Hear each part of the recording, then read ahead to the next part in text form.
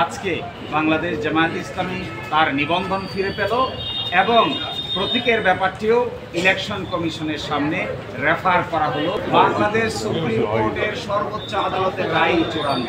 দীর্ঘ 1 যুগেরও বেশি সময়ে আইনি লড়াইয়ের সফল অবসান হল। বাংলাদেশ জামায়াতে ইসলামী আজকে বাংলাদেশের সর্বোচ্চ আদালতের রায়ের মাধ্যমে তার নিবন্ধন ফিরে পেল।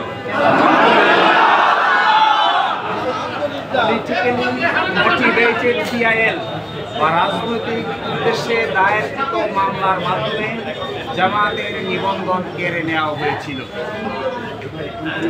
আজকের এই রায়ের মাধ্যমে বহুদলীয় গণতান্ত্রিক এবং অংশগ্রহণমূলক সংসদ প্রাপ্তি নিশ্চিত।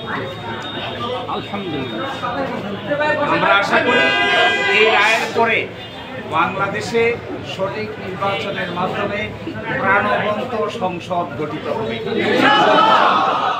জাতি, ধর্ম, বর্ণ, শ্রেণী নির্বিশেষে সকলেই তাদের ইচ্ছা অনুযায়ী ভোটাধিকার প্রয়োগ করে জামায়াত ইসলামের নেতৃবৃন্দকে বেছে নেবেন, এটা আমরা প্রত্যাশা করি। এবং আমরা এটাও প্রত্যাশা করি বাংলাদেশের আগামী সংসদে ইন্টারেস্টিং এবং কনস্ট্রাকটিভ বিতর্ক হবে, যার মাধ্যমে ডেমোক্রেসি একটি স্থায়ী রূপ লাভ করবে। আজকে মাননীয় আপিল বিভাগ হাইকোর্টের যে রায় ছিলেন এই রায়কে বাতিল ঘোষণা করেছেন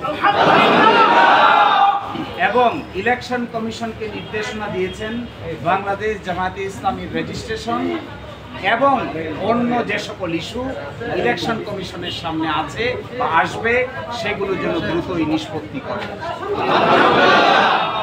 এর এই মাধ্যমে আজকে বাংলাদেশ জামায়াতে ইসলামী তার নিবন্ধন ফিরে পেল এবং প্রতীকের ব্যাপারটিও ইলেকশন কমিশনের সামনে রেফার করা হলো আদার ইস্যু হিসেবে। এই জন্য আমরা মামলার শর্ট অর্ডার চেয়েছি। আমরা আশা করি আগামীকালকের মধ্যেই মামলার সংক্ষিপ্ত আদেশ আমরা হাতে পাব। এই সংক্ষিপ্ত আদেশ আমরা ইলেকশন কমিশনের কাছে অ্যাপ্রোচ করব। বাকিটা ইলেকশন কমিশন আইন অনুযায়ী অতি দ্রুত জামাতের নিবন্ধন এবং জামাতের প্রতীক বুঝিয়ে দিবেন, এটা আমরা প্রত্যাশা করি।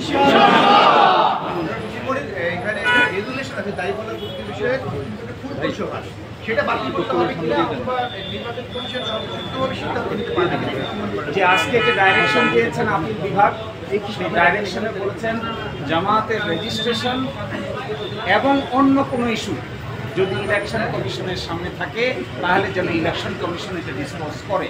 এই অন্য ইস্যু বলতে আমরা বোঝাচ্ছি এটি হল প্রতীক সংক্রান্ত ইস্যু। আমরা আশা করি ইলেকশন কমিশন নিবন্ধনের ইস্যু নিষ্পত্তি করবেন, একই সাথে অন্য ইস্যু হিসেবে দাঁড়িপাল্লা প্রতীকের ব্যাপারটিও নিষ্পত্তি করবেন।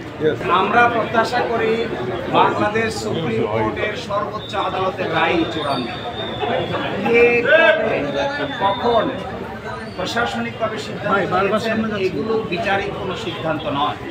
এই জন্য আমরা প্রত্যাশা করি ইলেকশন কমিশন রায়ের কপি পাওয়ার পরে অবশ্যই দ্রুততম সময়ের মধ্যে এই দুটি বিষয়ের সিদ্ধান্ত নেবেন এবং আমাদের প্রত্যাশা কার্যকর হোক, এটাই আমরা গভীরভাবে বিশ্বাস করি। পিটিশনের বাইরে আরেকটি পিটিশন যে অ্যালাউ করেছেন এটা ওইটার সঙ্গে কানেক্টেড, এটা আজকে কোনো বড় ইস্যু নয়, সেই জন্য এটা এখানে উল্লেখ করা না করার মধ্যে কোনো পার্থক্য নেই। এটা জামায়াত ইসলামের পক্ষ থেকে দেওয়া হবে সময় মতো, আপাতত এখানে কেউ অ্যাড্রেস করছেন না। আপনাদের সবাইকে অসংখ্য ধন্যবাদ ধৈর্য ধারণ করে এখানে কষ্ট করে সময়